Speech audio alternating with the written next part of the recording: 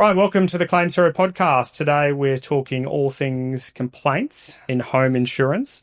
Today we're joined by Tash Bullis, who is a claims executive at Claims Hero. Welcome. Thank you. Pleasure to be here. Now, we have covered in recent months various topics about making a claim, and today we're talking about an important topic which is about complaining, which doesn't need to have a negative connotation to it, because complaining just means that something isn't going right, or as a consumer you might have a concern. And today's podcast episode is about explaining to customers how you can go about making a complaint, but then also some things you can do to try and be more successful in that complaints process so that you get the outcome that you're looking for. I was looking at some data prior to this and I saw AFCA. So AFCA, for context to this conversation, is where you make a complaint if you're unable to resolve it with the insurer.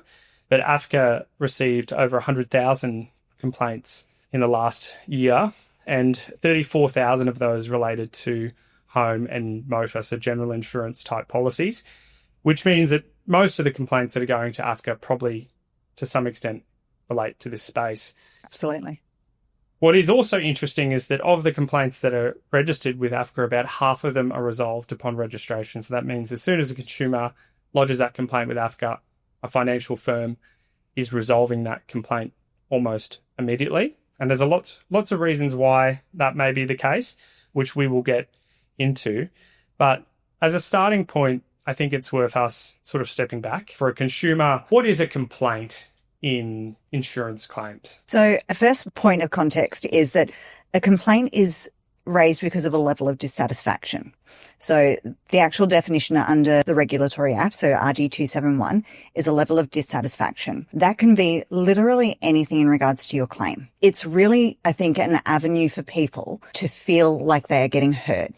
Because generally a complaint is because they haven't felt heard during their claim process, whether it be in regards to the level of service or the scope or the engineers or the reports or whatever. It's a way to be heard, and it's a really important avenue to make sure that you are being heard during your claim. Yeah, I think that's right. And to your point, the regulatory guide, the technical wording is an expression of dissatisfaction with an implicit or explicit expectation of a response. That is also then replicated in the General Insurance Code of Practice. Yeah. When I was internal at insurers, the amount of debate that people wanted to have about whether a response was implicit or explicitly required, my view then and my view now for insurers is that if there is an expression of dissatisfaction, there almost always is an implicit expectation. Absolutely. Because why else would you be raising a concern if that wasn't the case? Most of the time they wanted to try and define that to reduce the number of complaints that they need to record. The guide actually provides a good example of when, say, you wouldn't require a response, which is that if you call up your bank and go, the ATM down the road is broken, well, then in that case, sure, it's an expression of dissatisfaction, but you're not expecting necessarily the bank to call you back and go, hey, the ATM's working again. So in the context of home insurance claims, it's whenever you're doing an expression of dissatisfaction, it is a complaint for the purposes of all the obligations that we'll talk about that flow from that. So if we talk about home insurance, what are some of the common reasons, and you did touch on them a little bit earlier, that people might actually have a reason to complain? I think the most common ones that we would know that people are going to talk about are delays, so timeframes, communication. I think that's probably one of the biggest ones. People are generally okay if you communicate with them what's happening and why things are happening. So lack of responses, delays, that's probably going to be the number one complaint that they're seeing. Then we're coming down to, reports, whether or not people agree with what's in the reports or what they've been told on site versus what is actually in a report that's being provided to the insurer. From those reports, then scope of works, cash settlements, what's actually being done in the repair process, whether things are being listed as a maintenance issue or wear and tear versus actual damage from an insured event. They're probably the biggest ones that we would see. Yeah, that's right. I think delays, and even in AFCA's data, it speaks to the fact that delay in communication is a key issue. Particularly, we see that after a natural disaster. I find most consumers are actually pretty patient with insurers. Yeah. They give them a few months. But unfortunately, sometimes when you're that customer who isn't the squeaky wheel, just in life, you can fall to the bottom of the queue. Yeah. And therefore, after a certain period, we see that naturally consumers start to go, what's going on with my claim? Why isn't it progressing? Or sometimes we find that the insurer is off doing actions like investigating it or not communicating what they're doing in the background to consumers, and they're sitting there thinking that everything's going fine, and then some kind of nasty surprise pops up, which is what you're talking about. The other one that I had here, which probably does come up, is that your claim is declined. Yeah. Oh, absolutely. So I saw a crazy statistic for me recently that apparently, this is in their own data, 40% of claims are declined or otherwise withdrawn by a customer. And I think that data also doesn't speak to the fact that on an individual claim, there can also be lots of items that are declined without formal decline reasons, where you're saying, I think that's damaged. They say, we don't think it's damaged. We're not putting that in our scope of works. Arguably, those items are also being declined in that process, which is what you're talking about, the scope of works for repairs, and, arguments can arise around whether something should be covered or not. In circumstances where a customer obviously has one of these issues come up, and it can really just be anything. There's no limitation on what you can complain about. Internally at an insurer, if they receive an expression of dissatisfaction, what are some of the things they should be doing or are required to do under the various regulations and obligations? So the first thing is that a complaint must be acknowledged. So within 24 hours of a consumer lodging a complaint or raising their level of dissatisfaction, that needs to be acknowledged within 24 hours. Generally, it can be either a letter or a phone call to say, we've received your complaint. This is the process. And they should outline the steps in the process to the consumer so that they understand exactly what steps need to be taken. So 24 hours, acknowledge the complaint. Initially, the front line, if you will, so when you contact an insurer, the front line have 5 days to resolve that complaint. And the front line is your claims manager, correct, for example. Yeah. And if you don't have a claims manager, you can also sometimes request a claims manager, just to put that on the record. So they've got 5 days to resolve that complaint. If in that 5 days they can't resolve the complaint, then it can be escalated above that front line, so above your claims manager, to the next step, which is the internal dispute resolution process. So commonly that team's referred to as IDR. So you also may hear ICR. It's similar kind of things, internal complaints resolution, internal dispute resolution. Once they get that complaint, they again need to acknowledge that they've received that complaint, and they've got to do that within 24 hours. And then from there, they've got 30 days to resolve the complaint. So 30 calendar days, not business days. So it's not a 6 week period. It's a 30 calendar day period. Yeah, I think that's right. And it's important to note that the obligation to identify the complaint is on the insurer. It is 100%. So you don't need to say, this is a complaint, please manage this in accordance with your complaints process, because they are under the obligation to be identifying these expressions of dissatisfaction. And then to your point, the timeframes start to kick in at that point. What is important around that, though, is I still think it's good to say, this is a complaint, please manage this in accordance with your complaints process, because even with AI and all the technology there is, a lot of complaints are still missed, particularly on the phone. So it's important that if you are complaining on the phone and in your mind you're complaining, just to follow that up in writing yourself as just a good practice. Because if you do that, then there can be no argument whether... That's it. There's no call recordings that have been lost. You've got an email trail. Really, really important. I think, to your point, saying like this is a complaint, many people don't like to say that because they don't want to sound like they're whinging or complaining. They want to be heard. They want a resolution. A complaint can be like, I'm not happy with this. This isn't right. That level of dissatisfaction can be a tone of voice. And if you're on a phone call, that should be picked up by the person that you're speaking to. They're trained to do that. That can be cap locks on an email. There are many different ways to say that you're unhappy. Yeah. And that is on the insurer to understand that and to identify that. So, but very important to put it in writing because it cannot be lost in a call recording that's gone missing. It can be traceable. You've got it for your records if, in case you do need it for further, if you were to go to AFCA. Yeah. Now, once it's with that internal complaints process, it's important to note that all insurers manage that process differently, in my experience. Some do it really well where they'll contact you and they'll say, I want to understand what your complaint is, and you can tell them what it is. And, they'll take that on board. They'll go, what resolution do you want? And they'll then go away and they'll see if they either agree with you or there's a resolution that can be reached. Others leave it till the 30th day and then they'll send their response on that day. They don't contact you. And the reason they're doing that is because there are specific requirements that they need to meet, which is sending a letter within that 30-day calendar period with an outcome of the complaint. And when they are giving that outcome, they should be explaining their reasons for the decision, the information that they relied upon, and then giving you options if you're unhappy or advising you of your right to take it to AFCA. In practice, what I think happens, particularly if it is a reasonably simple complaint, is that, to your point, the claims staff or your claims manager is going to try and contact you pretty quickly within 5 days to resolve it. Because if they do, they don't need to put the response in writing. It doesn't need to go to the internal dispute resolution team. However, it is really important for people to not feel pressured into closing your complaint in that time frame, because often you might be raising a concern with an expert and an insurer is very quick to call you and say, oh, look, we'll arrange another assessment for you. Would you like to close your complaint? And people naturally go, oh, yes, I would like to close my complaint. But that really doing the assessment hasn't necessarily resolved your concern. 100%. It'll be resolved at the point at which it's addressed in a scope of work. So I would really encourage people to think about potentially leaving your complaint open and saying, well, if we're doing assessment, let's leave the complaint open, because the outcome I'm looking for is actually that these items are then included within the scope of work. And you are correct in saying that they will try to pressure in regards to closing the complaint, because I'm offering you a resolution. The resolution is we'll get somebody else out there. That might be their resolution, but it's not the consumer's resolution. It still, as you said, hasn't answered their complaint. So they do actually apply quite a bit of pressure to close off the complaint at that stage. You need to be really, really clear in saying, this does not resolve my complaint.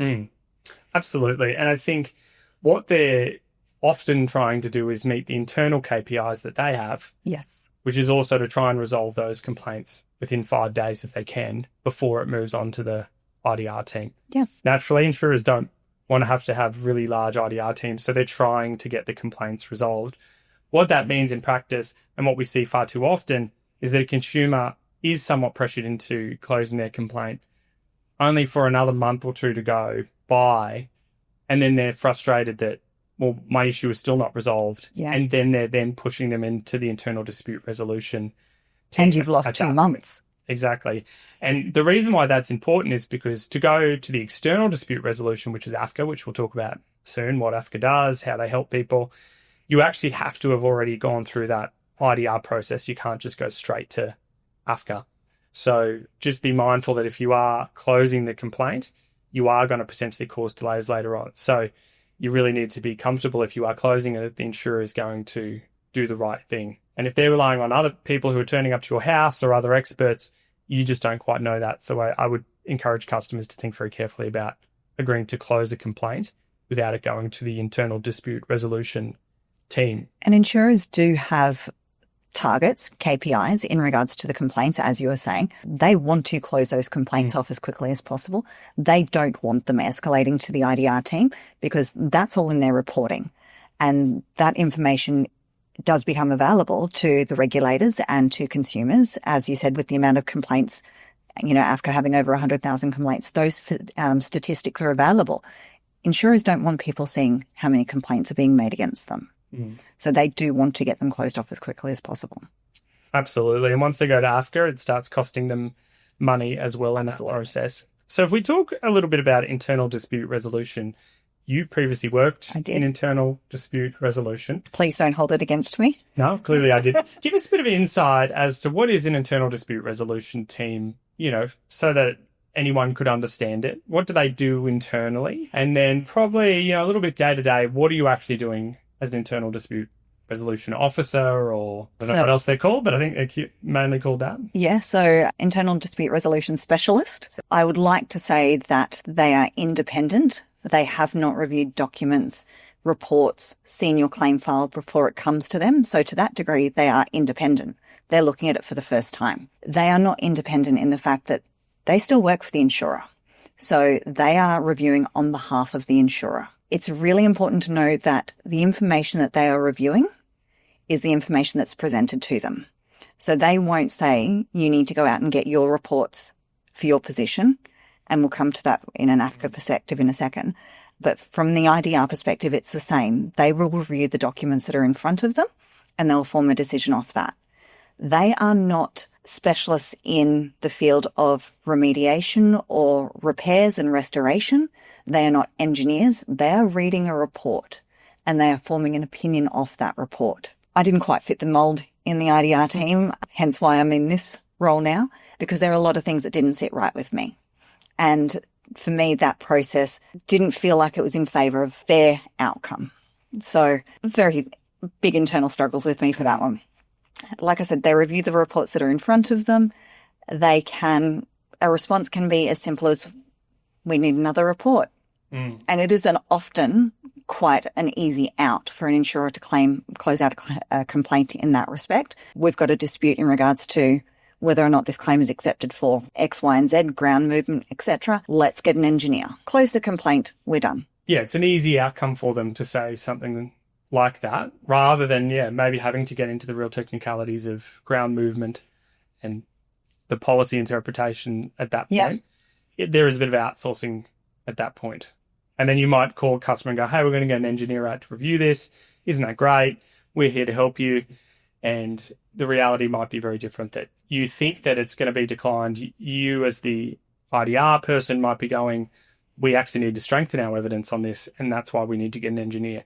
So it to your point, internal dispute resolution, they are internal to an insurer. No matter how many letters they send you or when they call you and they act so nice to you and say, I'm independent of the business and I'm going to... Their contract of employment is with the insurer. Their ultimate job is to defend the insurer. Now, that's also both from really poor complaints, right? So overturning it is part of it. I'm not criticizing, but sometimes absolutely defending the insurer is to overturn a very poor decision, because that can have other impacts. However, primarily, they're there to serve the interests of the insurer. So therefore, don't, feel like they're your friend, or don't feel like they're on your side necessarily. And obviously there's a whole heap of different types of people that work in there. Yep. And some are very much consumer advocates, and they will put up the good fight when it's needed.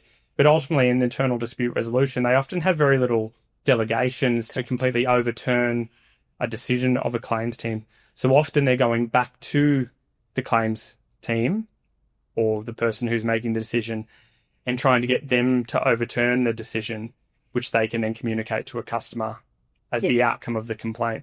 Where I think a lot of consumers have the perception, I think rightly, because they should have the delegation if they're doing it properly, to overturn these decisions or find anything they want to in relation to the complaint. Often they also have very little delegations for things like compensation. Correct. So if you're asking for something that is out of the ordinary, it's highly unlikely that an IDR team is going to be able to facilitate that outcome. Yeah, they still have KPIs themselves in regards to their budget. So for the delegation that they do have for compensation, usually a lot lower than anyone else in the business above them, or an AFCA delegation. They have a delegation, they have a KPI in regards to the amount of complaints that they resolve that end up at AFCA. So they need to make sure that their maintain, if you will, is as tight as they can possibly make it to stop it from going to AFCA, or a conversation that sways it to stop it going from to AFCA. Which you could see how that KPI could have a very adverse impact for customers, because it does mean that even if they might be making a bad decision, or they may have went back to the business and said, I'd like to overturn this, and the business has said no. They're still going to call you and try and convince you that that's the correct decision, because they may have a metric that says we need to prevent this from going to AFCA. Yeah. So again, it's just really important around internal dispute resolution that I think any outcome you get from IDR, to take it with a very large grain of salt, and don't make decisions based on that outcome that you've received at IDR, because it's so easy to challenge it at that point. And as we've said before, 50% that are registered with AFCA are resolved immediately. Yeah. And those 50% have likely gone through an IDR process where someone's maintained 100% no to a customer, and then literally the task of lodging it with AFCA, 50% of it is then resolved, usually in favour of the consumer, which I think just really shows for people that internal dispute resolution, unfortunately, I find that very rarely do they then overturn a decision, or, particularly if you're asking for a big increase on something, very rarely are they doing that at internal dispute resolution. I have seen it, but it's quite rare. I would agree with you completely. And I think it's a real struggle for IDR specialists that are very consumer advocate orientated to be bound by the business and therefore the ability to make decisions and overturn decisions, especially within that delegation. And you can go back to a claims manager or you can go back to an assessor and provide them with every argument under the world to say, hey, this is the wrong outcome and this is why I believe it's the wrong outcome. Without a delegation, you're relying on that assessor to overturn and agree with you. Often the person who made the mistake in the first Correct. place. Yeah. In my personal experience, 9 times out of 10, they double down because this is their outcome that they've already provided and they don't want somebody else challenging them and saying, no, you're wrong. So to go to them and say, hey, I don't believe we've got the right outcome here. I really need you to overturn this decision on your end because you have the delegation. And they double down and say, no, you've got an IDR specialist who is trying to do the right thing because there are a lot of them out there that are trying to do the right thing, but they are confined to a low delegation and a business that isn't supporting them in making those overturns because it costs the business money. That's what it comes down to. And, I'm sure they probably have KPIs as well about when you make a decision, it getting overturned as well. So you can kind of see how these internal metrics can have adverse impacts to consumers. I also think that a lot of the time humans are not very good at admitting they make mistakes. So that's people internally, maybe assessors, claim staff, but also external experts. So if you have had an external expert out of your property and you're raising a concern about their conduct or their report, let me be very clear that if an insurer is offering to go back to them or to have them back out at your property, I'm going to say 95% of the time they're going to maintain the exact thing they did and probably double down on it, probably get more evidence to try and support it. So just be really mindful that that is very rarely a resolution that results in a favourable outcome to a consumer, and to just keep that in mind when they're asking you to withdraw your complaint or resolve it at that point. Because ultimately they're trying to hit multiple metrics there. Yep, we've resolved the complaint within 5 days. Brilliant. We're going to get better evidence for us to probably maintain that decline or maintain the decision that we've previously made. Meanwhile, you as the consumer, feel like you've got someone independent helping you, or you feel like someone's coming out to assist with your claim, and that's just not the case. And to your point as well, that expert that they're asking to come back out, that expert works for the insurer. That expert is on the insurer's panel. So they don't want to risk being booted from the insurer's panel. They don't want anyone telling them that they're wrong or their information is incorrect. And so, again, they're going to double down as well. Yeah, and I think no matter how much they say we're sending an independent expert, those independent experts have contracts with the insurers that you're not entitled to. They also pay them a certain rate that you'll never know. Those contracts may have terms that say that they can't be disparaging towards the insurer or other providers, and then they're being asked to go out there and critically review other providers. Sometimes those independent experts, and I'll call it out, we've got a loss adjuster called Crawford who likes to send out an independent expert engineer called CRD to a customer, and CRD has the same ABN as Crawford. So that person they're sending out who is an independent expert is employed by the exact company that's managing your claim, probably made the mistake, and they're not making that clear to you.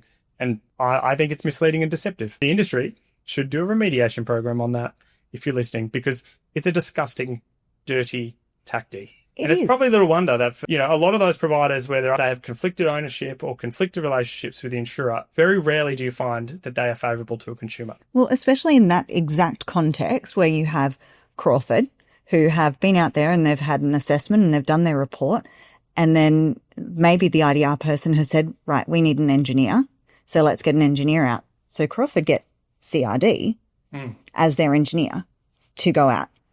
As you said, same ABN. You cannot tell me that you 100%, well, you cannot tell me in any universe that report is going to support any other position than Crawford's original report. Well, I mean, you could make an argument that as employees of a company, you have a fiduciary obligation to your employer and the interests of your employer. So for the industry out there that have used these experts over and over again, I think that's the question for their supply teams is like, how can you say that they're independent? How can you manage a conflict of interest when they literally have an employment agreement, which I'd guarantee you those insurers have never seen, where they sign off saying that, yes, we'll protect the interests of the employer at all times. So going out and then being critical of the management of a claim by a Crawford or by a loss adjuster is highly unlikely. And it just doesn't, in practice, I haven't seen it in all the reports I've seen, I've not seen that happen. Equally, if you're a supplier and all your work comes from an insurer, every job you get, every report you get, you just have to be mindful if they go out and they know a dispute's happening where the insurer has put something forward, they're in a very conflicted position at that point, coming in and fighting against the insurer that puts food on their table. Yeah. And sometimes the only insurer that puts food on their table. So you're asking for them to make a really big step from probably what everything tells us they're going to do. And I think for consumers, it's just to be aware of this when it's in a complaint and someone like this is coming out as an independent. The industry doesn't even understand what that is anymore. No, I would have to agree. The chance of that resolving your complaint is probably pretty minimal. So slim to none. Yeah. And I think that when you go into the AFCA process and other stuff, this changes because there's an independent decision maker at that point. But when you're still trying to engage with the insurer and they're independent experts, just like I have my independent staff member here, like it's not a thing, you're going to find that it might not be a favourable outcome. And you just need to be aware of, particularly when they're asking you to close complaints, that. I think going with eyes wide open, like have your ducks in a row too. If you can get your own independent reports or your own independent assessments, it can help add to the weight of your argument. Because as I said before, the IDR specialist is only reviewing the information that they've got on file. They're not going to go looking for more information. So if you can provide them with information, that can help support your position. And that's a really important part. So I think that's a good segue.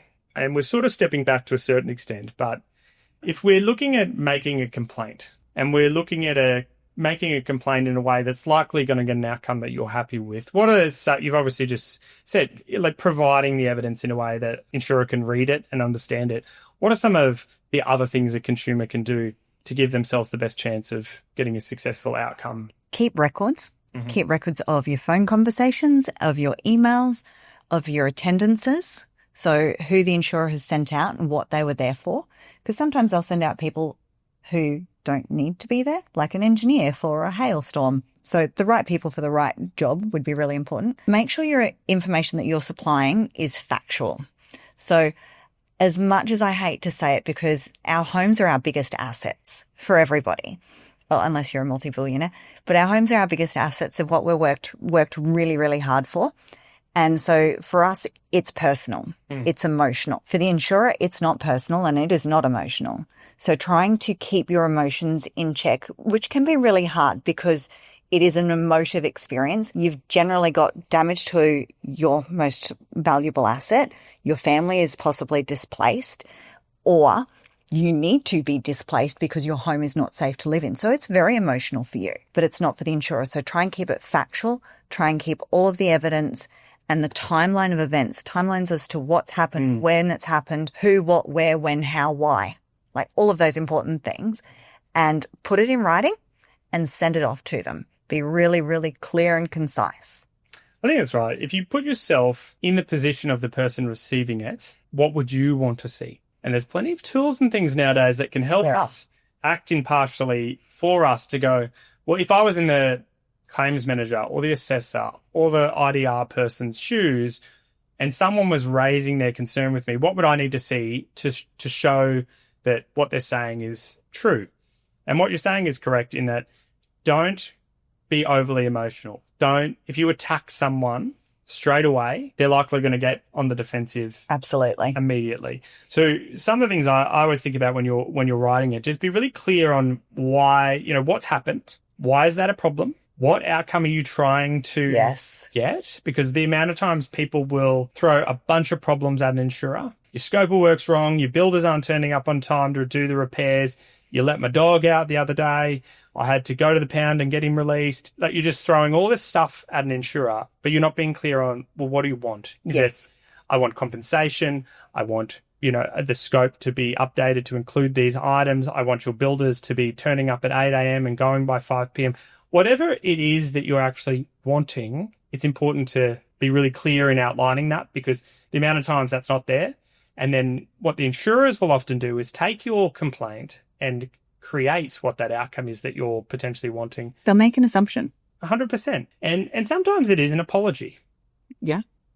And it's fine. You can ask them for an apology if that's what you want. But sometimes what you want is an apology, but you're asking them for something different. Yeah. So just be really mindful of what you're trying to get out of it. And also just be mindful when it comes to complaining that it can be a little bit like death by a thousand cuts. So an insurer, I find, is quite reasonable. When you ask for something, they give it to you. But if you're just going back every day, asking for something more, I always say there's like an invisible line. And when you cross it, insurers tend to just shut up shop because they think this will never end, and they'll just start refusing everything from that point onward. This person's never going to be satisfied. Yeah, they're like, we're never going to be able to satisfy this customer. So if you can, if it's something that's going to help resolve the complaint in full or resolve the claim, think about the things that you can request that would help bring it to an end. Because ultimately, for an insurer, one of their biggest metrics is claim closure. Claim closure, they want them closed. So just be really clear with them and then offer that to them. If you do A, B, C, I will resolve my claim and all complaints. Yeah. And for an insurer, well, then that's tempting for them. Give them an easy out. Yeah. Where if you don't give them an out, often you find that that's where people are reaching out to us, where everything's gone wrong. They're telling the insurer everything's going wrong.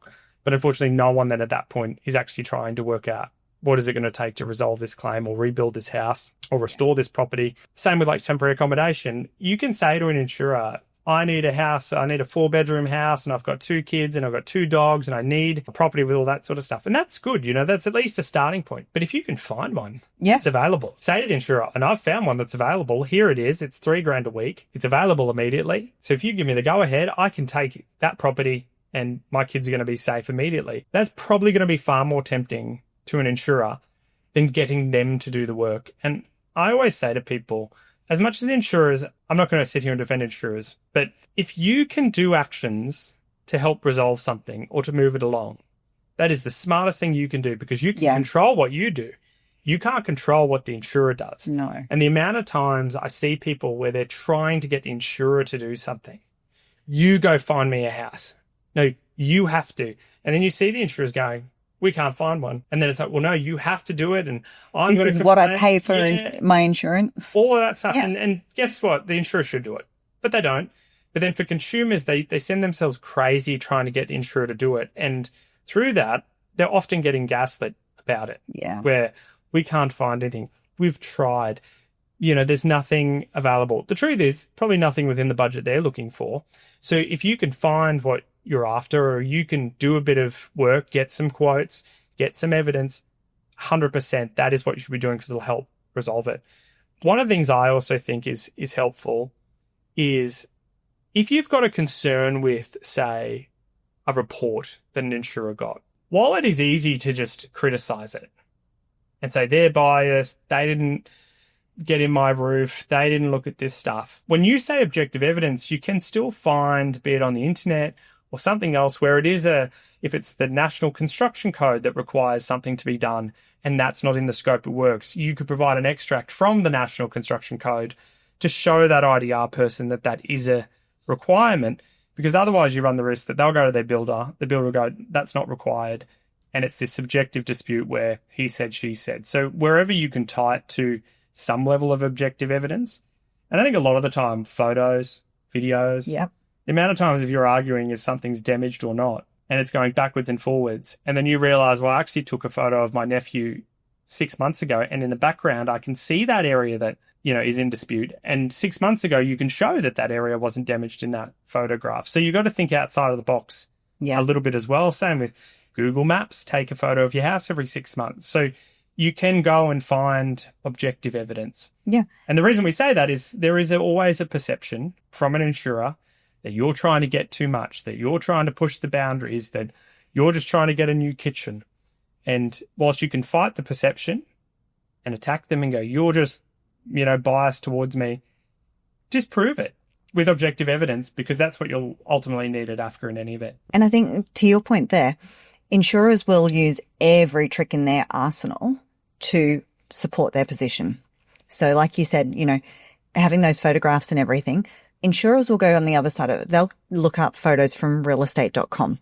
They'll look up photos from Google Street Maps and things like that to support their position that there was a crack in the wall in this photo from 2018 when the house was up for sale. So have your evidence in the same boat, because they're going to use it against you. Absolutely. And I think it's just appreciating that everyone at the insurer is probably overworked. Oh, 100%. Underappreciated, underworked. The IDR space is a really tough job. Claims is a really tough job. They're also often relying on the same experts that you're disappointed in.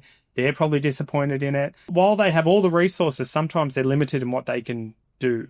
So if it is that you think contents are damaged, putting that in a register and finding it online, what the new for old replacement cost is, putting the cost in there, putting why it needs to be replaced. Do as much of their job as you can, and you'll likely find you'll get the result there. Yeah. To your point there about being overworked, so to put it into some perspective with my background, claims managers on the front line can often have in excess of 100 claims in their portfolio. So to think that they're completely across your claim, they're not. They're juggling balls and spinning plates and standing on their head all at the same time. IDR, generally, dependent on, there's a couple of different ways that IDR teams work and how they allocate complaints. But generally, an IDR specialist will have a portfolio of anywhere between 50 and 30 complaints at a time.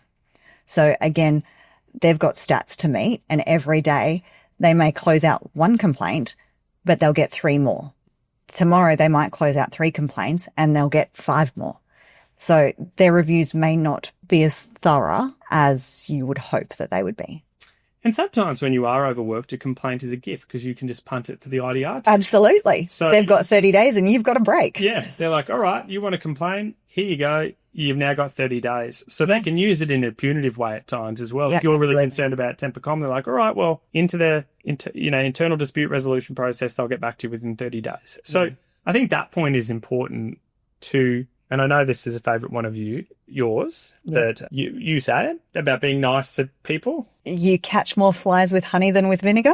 Exactly. And I think that if you put yourself in the position of a claims manager who's likely receiving tons and tons of angry phone calls in a day, often by the actions of others, or they're getting complaints about the actions of others, of people who went on site. They were never there. Being nice when you're trying to complain can get you a very long way. It can, because absolutely. a claims manager or an IDR person can go out of their way to help you.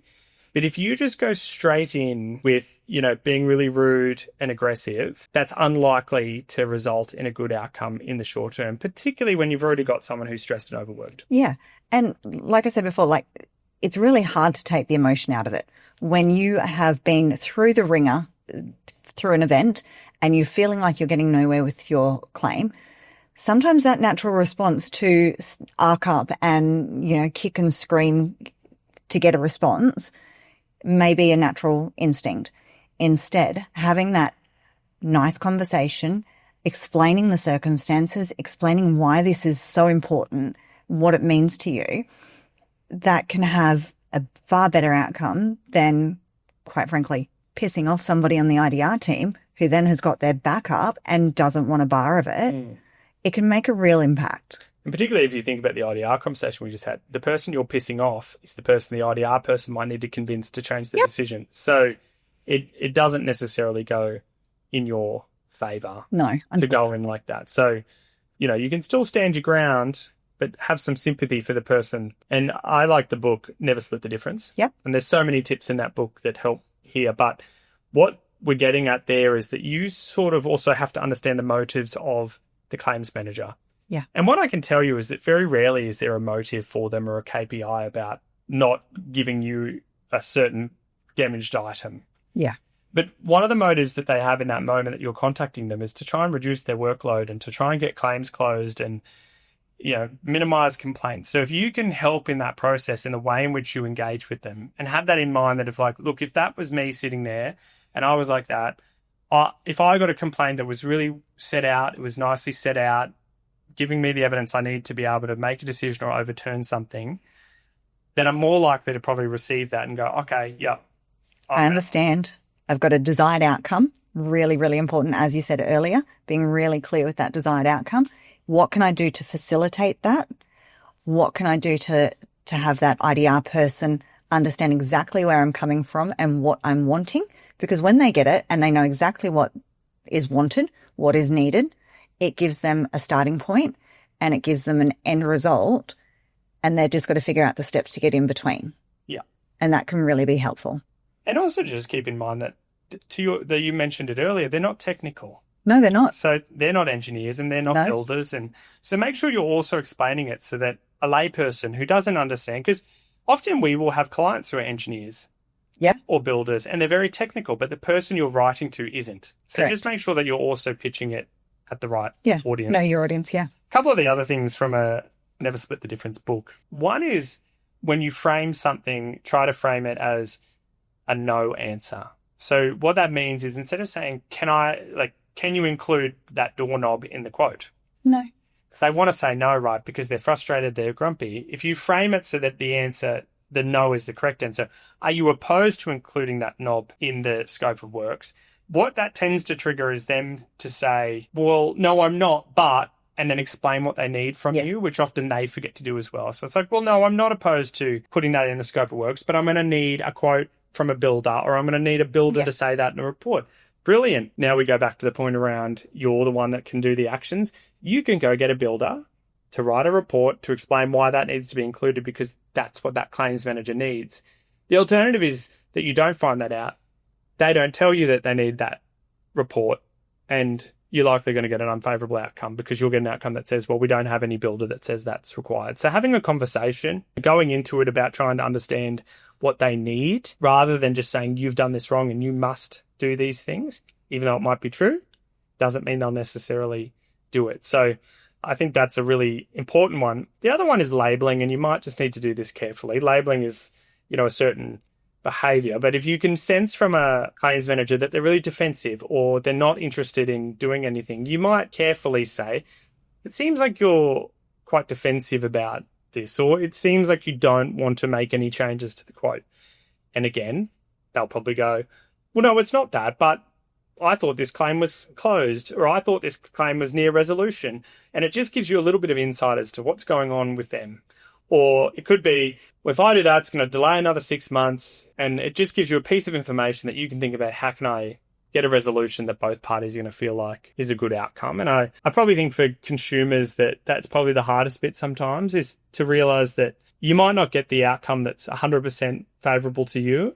And sometimes a good outcome is actually where both parties feel like they haven't quite got what they want. So don't be so closed off to what you want that, one, you wouldn't accept something better. Another, never split the difference thing. But just to be open to the possibility that you might need to compromise. And a good example, if we take the door, that we're talking about, you might want that doorknob replaced, but never be so sure of what you want, you wouldn't accept something better. Maybe they do send a builder out, or maybe you get a builder out to look at it and they decide, well, actually, no, it's not just the doorknob, it's the whole door, and it's the hinges, and the door frame needs to come out and be replaced. So what you end up actually getting is a lot more than what you were going to ask for, just by being open to the possibility of that and not being too closed off about what you're asking for as well in that process. I think another really important thing as well with the IDR process and the complaint processes is being vulnerable to what your circumstances are and telling your insurer that, maybe you can't afford to get your own independent report. They aren't cheap, and not everybody has a spare couple of grand laying around in order to have an engineer come out or in order to have a remediator come out. So there are processes in place within insurers for vulnerable customers. And not everybody likes to hear the word vulnerable. They don't know that it can mean everything from English is not my first language. It can be financial hardship. It can be that you're elderly and you can't read. So making sure that the insurer is aware of your personal circumstances as well, so that they can provide the support that you need to help manage your claim. There are teams outside of IDR that can help support that process as well. And I think that's actually a really important part when it comes to making complaints. You need to make sure you're supported throughout your claim and your complaint process. That's right. And also, say for financial hardship, there are shorter timeframes that insurers need to meet if you are in financial hardship. And you shouldn't be embarrassed to say that, because I think there is some statistic that about 40% of Australians are near on financial hardship all the time. You've got cost of living. So it doesn't take that much of an increase in your expenses, so you might be living away from your home, that it really does tip you into a position of financial hardship. So talking with your insurer about that, they also have obligations to look at, well, how can they assist in that? It might be fast-tracking a payment. Yeah. It could be making a claim decision.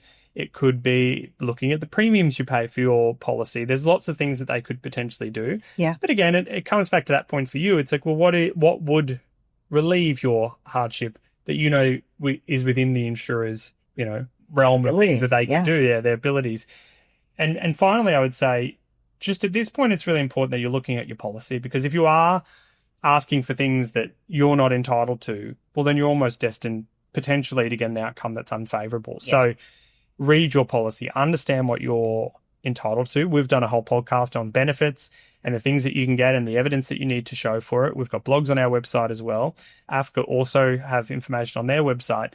This is the time to be aware of that, because if you are asking for something that is outside of the policy terms, for context, internally that's called an ex gratia payment. And often that requires some level of executive insurer to sign that off. And what you're asking then is for someone to do a lot of work to take it up the chain to get an executive to sign it off. Whereas if you are asking for things within your policy, it's a lot easier for the claims team and those around them to make those allowances. When in doubt, ask. Yeah. If you need clarification, if you're asking for something that's outside of policy terms, ask why not? Ask for clarification, get it explained to you. Of course, right? I read these policy terms. Yeah. I do this for a living, and even I go, what are you even saying there? So even if it's as simple as that, I don't understand what this policy term means. There's one about a pool where it's like, we cover pools except for water escaping from, running down the sides, or getting underneath of a pool. So, well, what is that? Yeah. It was like a bathroom. What are you trying to avoid here? What am I actually covered for in that scenario? Because sometimes just having those conversations makes the insurer realize as well that, wow, we are not applying this properly, or that policy term isn't fair to a consumer, or you didn't know any better when you were taking out the policy. So be vulnerable within reason. Don't, the insurer is not necessarily there to help you either. So don't go and give them way too much information, because you can overwhelm them, or they might use some things against you in that process. But certainly, to your point, around your personal circumstances and where you find yourself, definitely it's something that you should be raising. Yeah. All right. So if I am unsatisfied with my IDR complaint and the insurer has invited me to go to the Australian Financial Complaints Authority, or AFCA as they refer to it, if I'm still unhappy with their decision, that is an option for consumers. Now, if the Australian Financial Complaints Authority is an independent ombudsman service which can make determinations about complaints if it falls within their rules. Now, if it's about a claim, a general insurance claim, so a home claim, then it's likely going to be within their rules. They can hear complaints about delays, decisions. And the good thing about the AFCA service is that it's free for consumers. It does cost the insurer to go through that process, so there sometimes can be a commercial motivator for them to resolve the complaints. And if it does go all the way to determination, the decision is binding on the insurer, but not necessarily the consumer. So as the person who's lodging the complaint, if you're still unhappy after AFCA, you can reject the determination and you can still go to court. But for an insurer, if the ombudsman service says, or the ombudsman says, you must pay this claim or you must do a certain thing, the insurers need to follow that determination. So that is a really great service for consumers. But as we've heard, 100,000 complaints. It's a lot of complaints to be dealing with. Exactly. They're experiencing a similar level of workload and the associated issues with that. But if I'm a consumer and I want to go to AFCA, I'm like, yep, I disagree with that IDR response. How do people make an AFCA complaint? So there's a couple of ways to do it. You can do it via a phone call. You can do it via the AFCA website, and they have a portal. So you go in, you register, you say that you want to make a complaint, put in all of the details, all of your supporting documents, and literally click a button and it'll upload and a complaint will be created. It's really important to understand that with the IDR process, if you tell them that you're not happy with that, they can't lodge a complaint with AFCA on your behalf. Yeah.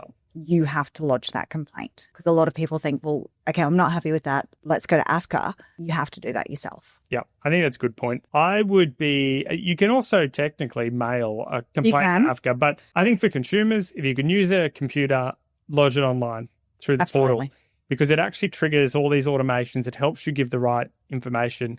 Whereas you can imagine if you're writing something down and sending it off, you're probably going to get it wrong. When you lodge a complaint, it's going to ask for all the normal things you'd expect. Who are you complaining about? When did you complain to them? What are your details? What's your claim number?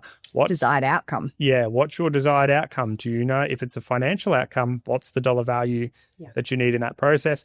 You can authorize people through that process as well. If you want your partner to be able to deal with the complaint as well, you can do that in that process. But it is actually really simple. It is actually really simple. 5, 10, 15 minutes, depending on how complex your complaint is. But it's not a scary process. No. You can do it without even talking to anyone. You don't even necessarily need to change the complaint that you previously raised. It might be the exact same complaint. So it costs you nothing to do it except for a bit of time. And if you've already invested so much time in making a complaint, if you think that they haven't resolved it or they haven't considered the issues properly, then make a complaint too. Absolutely. And the complaint letter should have the AFCA website. If not, Google it and it will come up straight away, and follow the prompts because it's super simple. It is. Now, in practice, when I lodge my complaint on the AFCA portal about a hypothetical insurer, what happens immediately in the background? So you will be sent an automation email to say that the complaint's been received. It will also trigger information to go off to the insurer. So they will be put on notice that a complaint has been lodged with AFCA. Generally, that will also then trigger their internal processes as well. So most insurance companies will have an external dispute resolution team, which is separate to the internal dispute resolution team, and they will deal with the AFCA complaint. Generally, AFCA continues to maintain and work on the complaint while both parties, so yourself as the complainant and the EDR team, finalise whatever information is needed, provide all of the supporting information. And sometimes, as you said earlier, 50% of those complaints that are lodged with AFCA are resolved in that first instance because the insurer gets put on notice that a complaint's been lodged against them. They don't want a complaint with AFCA generally, so they'll then try and resolve that through the external dispute resolution team. Yeah, that's right. Now, the motivators for why an insurer wants to settle it immediately is one, cost. So if they settle it upon that initial registration, the cost to the insurer is a lot less. Then as you go through those steps towards determination, it costs thousands of dollars. So it can cost up to, say, $10,000 for an insurer to take a complaint all the way to determination. And if you're an insurer and you know that you've got a weak case, then there's no point wasting $10,000 to get a determination. You're going to try and resolve it then and there. And people might be lodging an AFCA complaint over $3,000. Absolutely. So for an insurer, not that they'll necessarily probably say this, but there is this commercial consideration of, is this one that we want to try and fight? Yeah. So you might find as soon as you lodge it, you'll get an automation from an insurer going, we have received a complaint. We are allocated to our EDR team. This is your complaint handler, similar to before. But they might contact you pretty quickly and you might be surprised where they go, so you want $2,000, do you? Yeah. Well, we'll give you that and we'll resolve your complaint. And then they'll want you to confirm in writing that it's resolved. They'll tell AFCA that it's resolved. AFCA will automatically write to you and go, we've been told that this has been resolved. Is that correct? You can respond yes or no, depending on what's happened. And this can be a really frustrating part for consumers as well, because they've, raised a complaint at the front line. They've raised a complaint with IDR. All along, they're asking for $2,000. No, decisions maintained. Your next step is AFCA. You go to AFCA and then you get a call and say you want $2,000 to resolve this. Here we go, done. Yeah. That's really frustrating. And the practicalities of it is that often the external dispute resolution teams at the insurers are staffed with the most experienced complaint handlers normally. They're given far higher delegations. A lot of insurers, that team can override the decisions of the other teams. Yes. So they're empowered to do a lot more than the internal dispute resolution team, which is why the external dispute resolution team will look at some complaints and go, that is so silly that's gone to AFCA. We want to resolve it. Yeah. Sometimes maybe there's been a bit of misconduct that's happened, and AFCA will also look at their conduct, and if they breach obligations, they'll refer them to regulators. They might get a systemic issue notice from AFCA saying, well, what you've done to that one customer, you've done to all these customers. Yeah. Is this a pattern? You need to go remediate them. So there's all these motivators for insurers to go, is this really one that we want to go through to AFCA? which is why 50% of them resolve. But to your point, very frustrating for consumers Yeah. because they don't understand that. They go, well, I've said the same thing, and then you've just paid it immediately. Yeah. I think it's disappointing for insurers because it doesn't, for a customer, they don't feel good about that. Whereas if it resolved at IDR, they'd feel good about the insurer. Like, oh, you do have an independent party that will look at these and find in favour of consumers. So they often lose the goodwill that they could have got had they done the right thing, but structurally they're not set up to do the right thing. I think that the other aspect to a complaint going into that space is that the process allows them about 30 days, I think, roughly, to respond to AFCA once it's been allocated to them. Yeah. And then what they're required to do as the external dispute resolution team is basically respond to the complaint to AFCA as part of that process. Yes. So the other motivator could be that they don't want to write a big response to AFCA about all these issues if it's a small amount of money, or if you are right in that argument, they're likely going to call you and try and resolve it because it's going to be a lot easier for them to go, we've agreed with what they asked for, we're closing the complaint, then probably responding to all of the issues that you've raised, because unlike the IDR team, they are far more likely to do the work, look at all the evidence, do the timelines for AFCA, and start to try and position for the AFCA, but on behalf of the insurer's best position in that process. So similar to the IDR team, they are independent. They are more empowered than IDR, but they still work for the insurer. Their ultimate job is, again, to defend the insurer in this. So they're not your friend. They will, if the insurer's made a mistake, likely correct it sometimes. Not always the case, depending on the insurer. Moving on. All right. So say it goes to registration, doesn't resolve. The next step in that is what's called case management. Yep. What does that involve at a high level? So somebody's allocated to review the information to hand. So again, they will review what's been provided to them. The great thing about a case manager is that they will ask for extra information. So they will ask both the consumer and the insurer to supply additional information, whether that be clarifying or any independent reports that you've got. Have you got photographs of this? Have you got evidence to support this? They will ask that information. They won't go looking for it. So they won't tell you to go out and get your own independent report or an engineer's report or mold testing. They'll ask you to provide what you've got. So you need to have your ducks in a row when you go to AFCA. You don't necessarily need to have them in a row before you get to AFCA because it can take a little bit of time. So the process isn't the fastest with AFCA. They 100,000 complaints in a year. They're overworked as well. So it is a time issue. So making sure that when you are at case management, that you've got all of the information to support your position. And again, clear, concise, non-emotive, factual, evidence, timelines, those kind of things are what you need to support your position and have the best possible chance at a good outcome. Yeah, I think that all the things we say around engaging with the insurer and IDR teams apply to AFCA. The case manager is there. They are independent. But certainly if you work well with them, they can also advocate for you with the insurer. So sometimes they'll go to the insurer and say, you should pay this claim.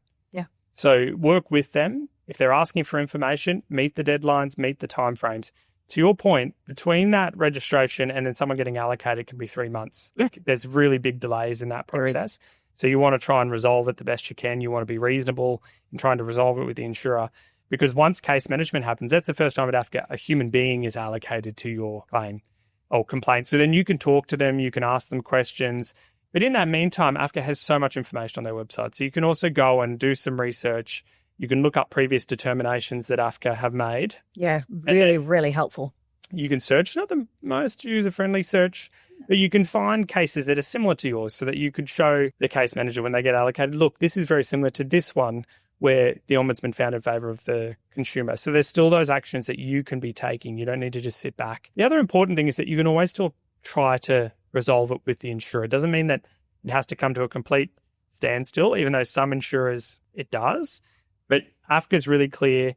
The complaint regulation legislation is really clear that, you should be still working together through that process. And one of the things I would say is a tip for people during that time, when you're waiting, request information from the insurer. So under the Privacy Act, you're entitled to all your personal information, which includes all the reports, file notes, information that the insurer holds on you. The insurers will come back with a whole heap of excuses, but if you look on the OAIC website, it makes really clear that a lot of the documents they hold should be disclosed. The General Insurance Code of Practice also requires that if they've declined your claim or if you've made a complaint, the information they've relied upon is information they need to provide to you above and beyond the Privacy Act, where they like to try and limit it to go, we didn't rely on that, so we can't give it to you, which is code for we're trying to be deceptive and not give you information. And that includes your call recordings as well. Yeah. So your call recordings, you're entitled to get that information, those call recordings, and the insurer is required to provide them. Sometimes there are, calls that go missing and things like that. So again, comes back to earlier,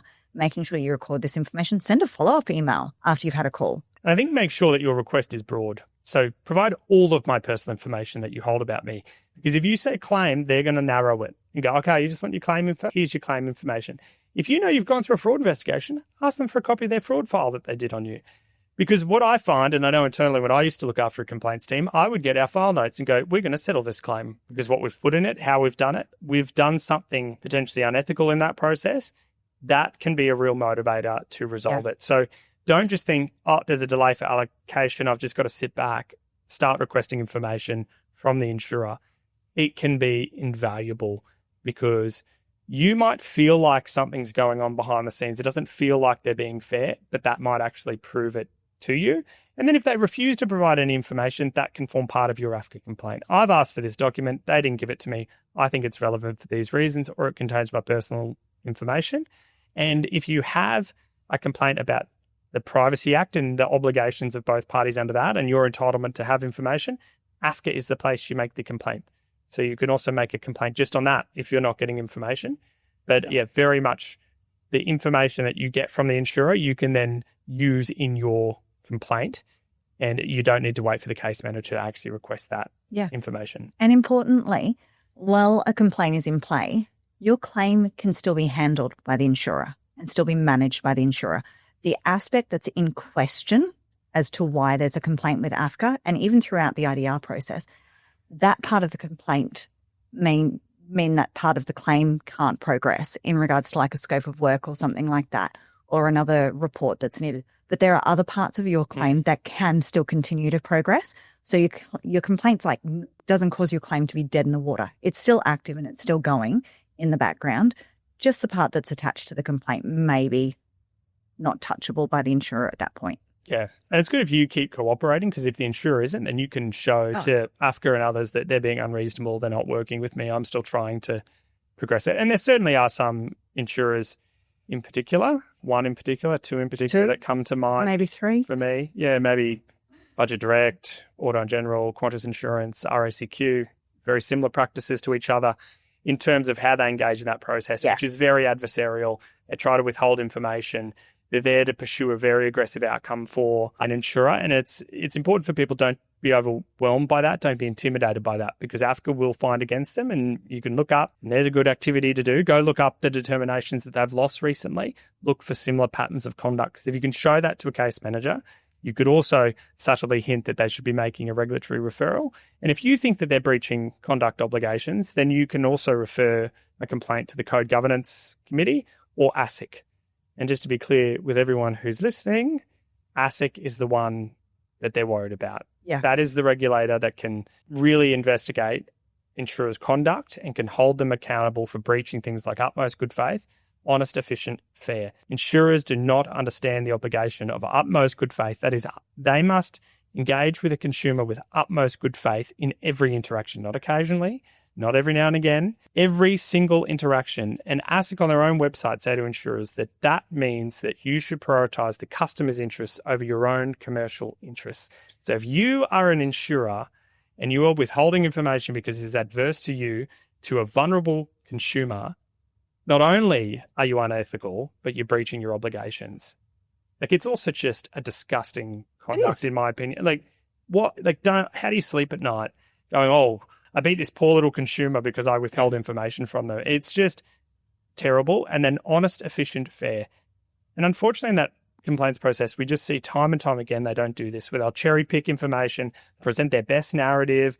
They'll, make out that... Confuse, bamboozle. Exactly right. And unfortunately, AFCA is very skilled at doing that. But it is important that if you are seeing that, you are also taking the time to show to AFCA what the insurer is doing and calling out that conduct in your complaint. Again, in a non-emotive way, relying on the evidence, the objective evidence. And if you see that they're providing one call recording, well, then guess what? That's a red flag. Request all of them, because if they could only find one that supported their position, maybe there was 5 that didn't support their position. Yeah. And if an insurer is doing that, one, just be mindful of the behaviour that they're engaging in. And is it if at any point there you think that they've crossed a line, straight to ASIC with that and refer that conduct to ASIC. It doesn't need to be super detailed because it's likely that other consumers have experienced that same conduct.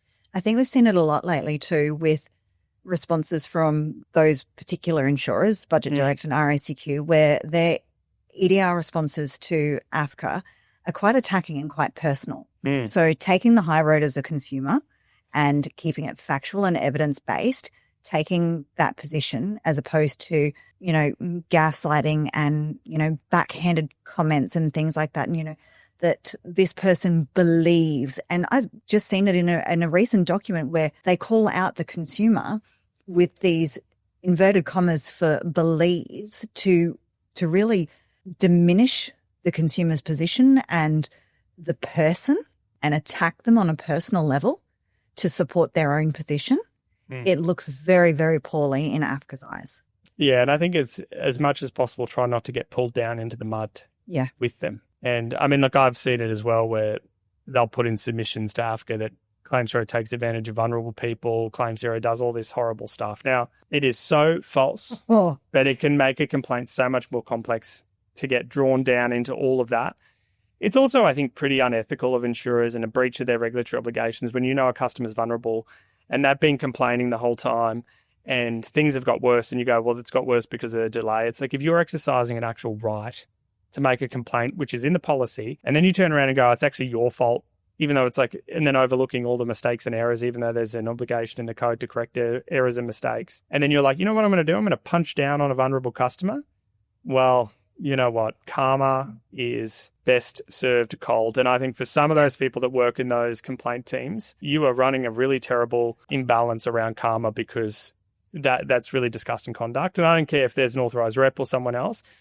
For people in those teams, you need to realise that you are there to serve your customers. They are policy holders, and punching down to a policy holder while simultaneously running ads one after the other, talking about how much you love customers and you're there for the community or your insurance is solved. It's not solved. All you're doing is actually hurting a vulnerable customer at probably one of their lowest moments. And I'm like, well, if you're proud of that sort of work, then gee, you couldn't work in a lot of other really good insurers out there who try their best. And I get that you have a bad day. I get it's frustrating. I get consumers will raise things that you don't think are legitimate, but put yourself in their shoes or put your mother in their shoes, right? They are often acting that way because they've been treated so poorly by your company that, yes, they do start to feel entitled to compensation. And yes, they do feel entitled for you having to do something. Yeah, I agree. The ethics and integrity of insurers and particularly some members of EDR teams at the moment, it really calls into question, like you said, how they sleep at night. That there is no ethics and integrity in some of these responses. And you know, when they attack us, when they attack Claims Hero for being there and supporting and trying to get the right outcome for customers, we're not asking for things that people aren't entitled to or deserve or that their policy doesn't cover them for. We're just trying to get them what's right.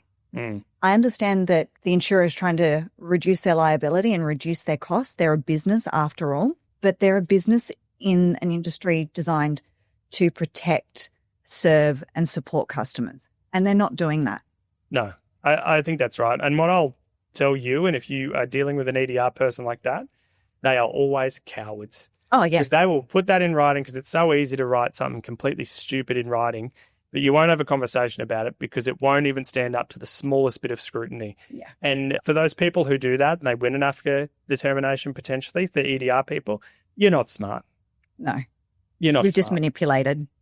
You've taken advantage of a vulnerable customer. You're a bully and maybe worse in that. And I think that one day there will be a remediation program where all of these little smart responses you did and you tricked people into different outcomes will be laid bare. It was previously the Royal Commission, which was on financial services, but I can't wait for the Royal Commission into general insurance and home claims because I will have those examples. And we'll put you on a stand and then you can comment and see how smart you are because you're not. No. And I think that win at all costs attitude is outdated We've moved past that. And if your product is only viable by engaging in that conduct, well, then you should withdraw it from the market, because all you're doing is inducing people into junk insurance where they think they have cover. Yeah. They think that if something goes wrong, you're going to turn up. And what I see time and time again is that people are left with mental health conditions. Yes. Because they are gaslit within an inch of their life. I've sat at tables with consumers where they explain in great detail how they attempted to commit suicide because of the conduct of insurers. Yeah. And I've been in insurers where people were managing claims and people have committed suicide, and it is very traumatic for them. And then I read these letters that these teams write and the allegations they make against vulnerable customers. And I think that they just need a real reminder in the real consequences it can have to people. And is it worth it? Is it worth it? At the end of the day, you're defending a corporate that's probably worth billions of dollars. I'm not saying pay the claim, but I'm saying just treat a customer with respect and dignity. They don't need to be vulnerable. You don't need to flag them as vulnerable. You just need to treat them like a human being. Yeah. And time again, they're not.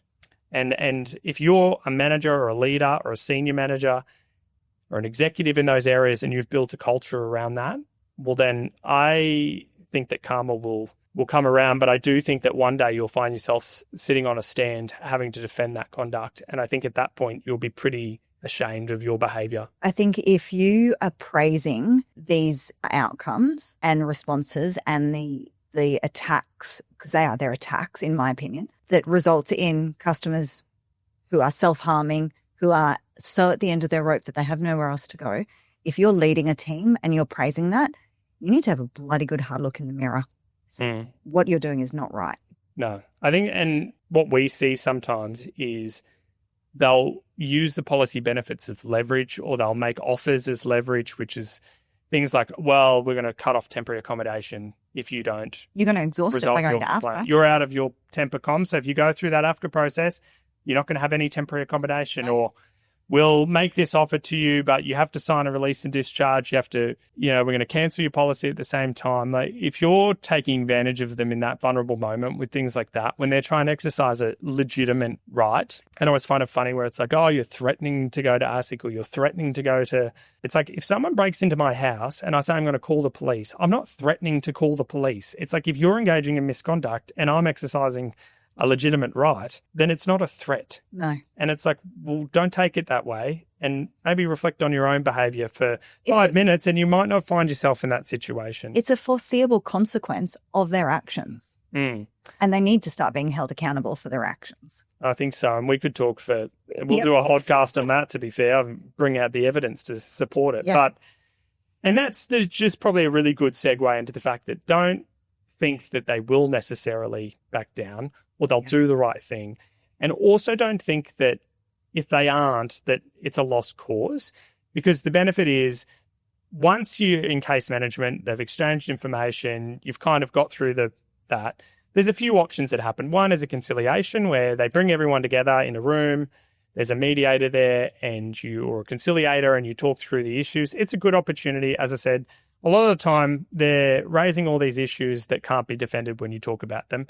And if you get invited to do that, I would encourage you to do it. Take a support person if you need, because it can be a little bit intimidating because you're up against someone who does it day in, day out. But it's a good opportunity to go and talk about these things, and make sure that you prep for it with the issues that you want to talk about, because you can sort of resolve some of the points that might be in dispute. And then beyond that, you've got really what's called a preliminary determination. So that's where a case manager will do a determination based on what they've seen. The problem with the prelim determination is that the only way it's binding is if both parties agree to it. And often, unfortunately, everyone's so invested in it that neither party tend to agree to that prelim determination. However, if it's in your favour, obviously, at least the case manager believes that you're on the right side of the argument. But even if you lose a prelim determination, it doesn't mean that you shouldn't keep pushing it, because the final step is a determination by an ombudsman. The important thing to understand in that process is that happens often behind closed doors and on the paper. So it means that the case manager might be collating a brief for an ombudsman. The ombudsman are often very experienced people. Some of them are ex-lawyers. They might be ex-insurance professionals, but they have a lot of experience. And in the AFCA process, when they make that determination, they write it down, it's final. And therefore, if it's in your favour, the insurer has to follow it. So if it's pay the claim, whatever, then they need to go and do that. If it's adverse to you, then you have an option to also reject that. So on that determination, so we've gone to AFCA. We've depended on the type of complaint and the value of the complaint will be whether it goes to a prelim determination or straight to the ombudsman. We've got an outcome from the ombudsman. It's the determination. It's in favour of the consumer. It's binding on the insurer. What happens when the insurer doesn't do what AFCA has said? So basically, there are processes in place for AFCA to basically force an insurer to have to follow through on a determination and do what they've said. Now, look, I think for general insurers, you're very rarely going to find that they don't do what they're told. Yes, unless they are certain insurers potentially in that process. Once that determination is made, you have an option to reject it. The great thing for consumers is if it's unfavourable, you can potentially take it further to court if you need to. It's really important that you read the information that's provided to you, because if you accept any part of that determination, it limits your ability to go to court and to challenge it further. So make sure that you're getting advice if you are thinking about wanting to take it further at that point so that you don't compromise any of the positions. Sometimes the insurers are quick to, pay it. If an ombudsman might find that an insurer still needs to pay something, it might not be fully favourable to you. Even though you might reject the determination, you might find that the insurer still complies with it at that point. It's also worth considering if you think that the outcome's been achieved because of some misconduct of the insurer, think about referring it to ASIC at that point. Whilst AFCA can look at those things, they don't tend to necessarily focus purely on conduct. And you can raise the concerns around conduct through that process, but they're often going to focus on the substantive issues. So it's still worth raising that misconduct with ASIC if you need to, and they can potentially look at it more broadly. They don't tend to investigate individual claims necessarily, but they may very well pick it up and look at that conduct to see if it's impacting consumers more broadly. So I think the takeaway is that if you're unhappy with the decision from the insurer, you should be challenging it. You shouldn't be afraid to go to AFCA and to push it, but to also keep in mind those tips and tricks we gave so that you are being clear, you're trying to get the outcome you can, and it's evidence and support based through those processes. Absolutely. So, Tash, from your perspective, what's your final takeaway? Clear records, provide all of the information, be really, really clear on what your outcome is that you're wanting at every stage throughout the complaint process. Keep it friendly because it does not hurt to have people on your side, and don't give up. And look, if in doubt in any part of the process, there are people like Claims Hero who are here to help, and we genuinely want to help. Tash, thanks for joining us today. Been a pleasure.